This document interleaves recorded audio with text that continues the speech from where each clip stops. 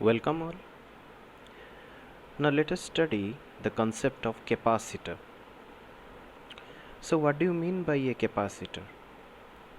A capacitor is a device which stores the charge and supplies whenever and whatever is required. Right? So it is basically a storage. Okay? How we can make a capacitor? This is nothing but this is a conductor, right? And suppose one charge is here Q. We will do some work and we will move this charge to this place.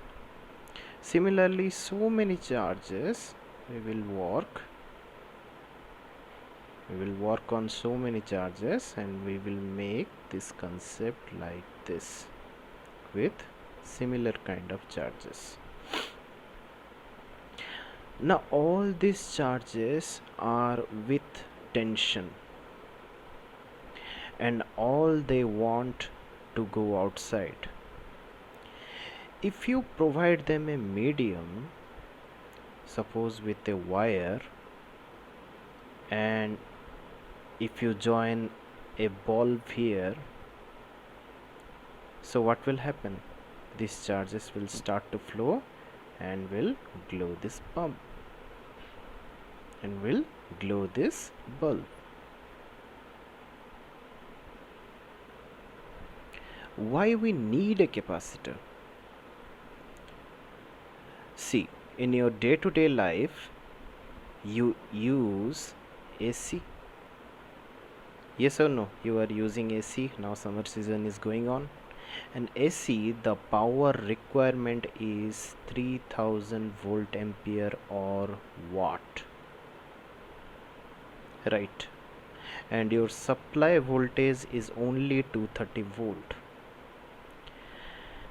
The power formula is volt into ampere, that is volt into current,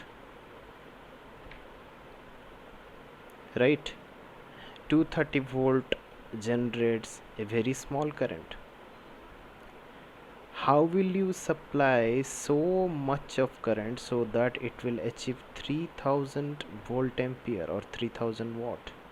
For that we need a capacitor, right? So what a capacitor does? It stores the charge by the 230 volt supply, and at the sudden moment whenever it is required, it gives us that supply and it runs our required products.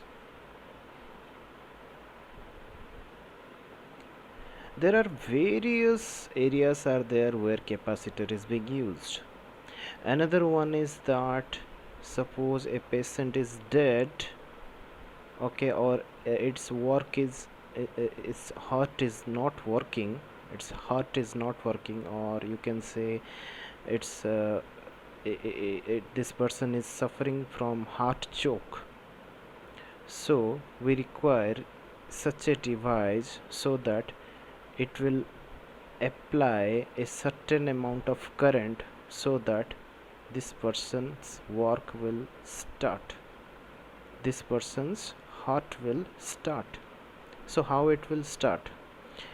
We have to provide certain amount of current, but we are using a very small voltage battery. How can you generate that required amount of current? This technique is known as fibrillation in hospital, right?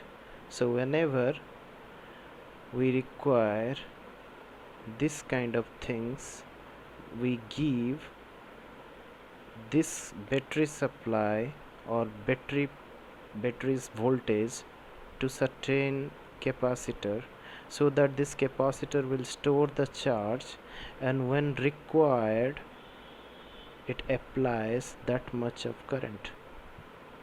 at a time. Remember, at a time. It will not apply the same amount of current that battery is providing. No, it applies the required amount of current, and the capacitor is designed in that manner, right? Suppose we require for AC, so AC's capacitor is bigger one or larger one, its area is more. For this purpose we require a very small capacitor, right? So in this way you can say capacitor is very useful in our day-to-day life. In your fan also, to increase its speed we need the capacitor, right? Okay. So what is a capacitor? A capacitor is a device where we can store the charge, and when we require that charge it gives us that energy, right, on requirement, right? According to our requirement we will increase or decrease its area, right? So we can write it as how much charge you will supply, that much of potential you will achieve. So Q is directly proportional to V. So your Q is equal to 1 constant multiplied with V. So C is nothing but Q upon V. What is this? C? C is known as capacitance. Okay? Capacitance is the ability to store the charge, right? Let us discuss more. C equal to Q by V. If V equal to 1, then C equal to Q. If my voltage V equal to 1, then my capacitance C is equal to Q. That means capacitance of a conductor is numerically equal to that charge which increase its potential by 1 volt, because V equal to 1. Okay, read this definition again. Now let us know what is capacitance of a spherical conductor. This is a spherical conductor, the charge is distributed like this. So we know the formula for V equal to potential Q by 4 pi epsilon naught into R. What is R? Distance from the center, radius, right? So what is capacitance formula? Just now we read Q by V is equal to Q by, let us place the value of V, Q by 4 pi epsilon naught into R. If you cancel, then you will get the value 4 pi epsilon naught into R. So C is directly proportional to R. C is directly proportional to R.